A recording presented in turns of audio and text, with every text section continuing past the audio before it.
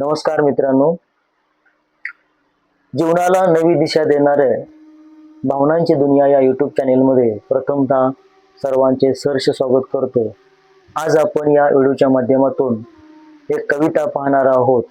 ती कविता आहे पूर्णपणे वास्तविक जीवनाशी निगडीत आहे आणि कवितेमध्ये जो स्त्रीवरती अन्याय कशा प्रकारे होतो आणि तिला जिवंत असताना कोणकोणत्या यातना भोगावे लागतात आणि मेल्यानंतर तिची काय अवस्था असते, आपण काय त्या संदर्भात करतो, याबद्दल छोटीशी कविता मी लिहिली आहे। त्या कवितेचं नाव आहे मी मेल्यावर। काय ते दिवस होते मी जिवंत असताना, काय ते दिवस होते मी जिवंत असताना, जन्मभर मी माझं पाहिलं आहे आयुष्य जळताना, उघड्या डोळ्यांनी पाहिलं आहे लोक टोमण्याने हिनवताना। मी मेल्यावर तुम्ही मला जाळू नका, मी मेल्यावर तुम्ही मला जाळू नका, कारण जन्मभर मी माझं आयुष्य पाहिलं आहे जळताना।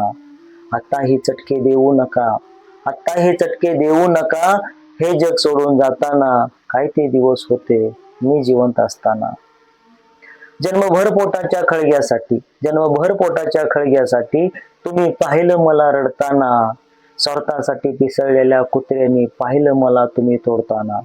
माझा जेव्हा अंत होईल, माझा जेव्हा अंत होईल, तुम्ही आता रडू नका, कारण जन्मभर पोटाच्या खळग्यासाठी पाहिलं तुम्ही मला रडताना। आत्ता हे ऐकणे, आत्ता हे रडणे मला ऐकवू नका, जग हे सोडून जाताना, काय ते दिवस होते मी जिवंत असताना।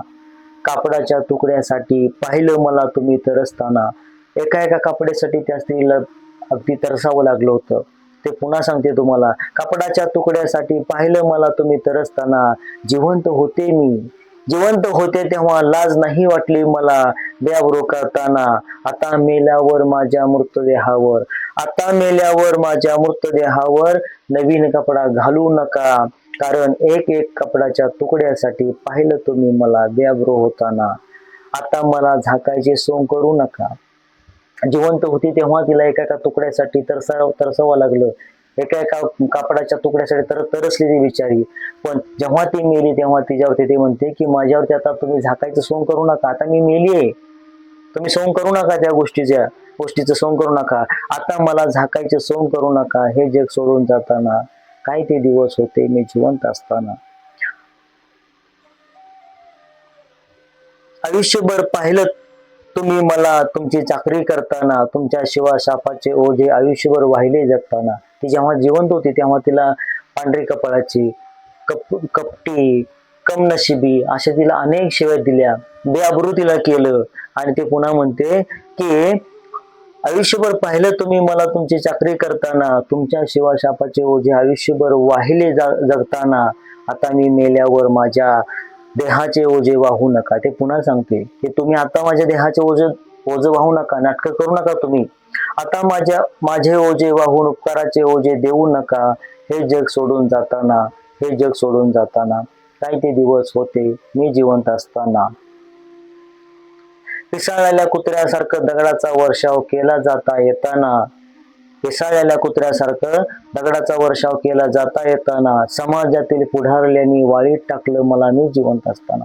ती जेव्हा जिवंत होती तेव्हा तिला वाळीत टाकलं, तिला वाळीत टाकलं की तू कमनशिबी आहेस, तू पांढऱ्या कपाळाची आहेस, अशा प्रकारे तिला ओट करून तिच्यावरती तिला नावे ठेवून तिला वाळीत टाकलं। आणि ती सांगते की पिसाळलेल्या कुत्र्यासारखा दगडाचा वर्षाव केला जाता येताना समाजातील पुढारलेल्या लोकांनी मला वाळीत टाकलं म्हणून सांगते। ते समाजातील पुढारलेल्या मी वाळीत टाकलं मी जिवंत असताना, आता मी मेल्यावर माझ्या मृतदेहाला नमस्कार करू नका। ते सांगते जेव्हा मी जिवंत त्यावेळेस मला तुम्ही नावं ठेवली, आता माझ्या मृतदेहाला तुम्ही नमस्कार करू नका। समाजातील पुढारल्याने वाळीत टाकलं मी जिवंत असताना, आता मी मेल्यावर माझ्या मृतदेहाला नमस्कार करू नका, कारण पिसळलेल्या कुत्र्यासारखा दगडाचा वर्षाव केला जाता येताना।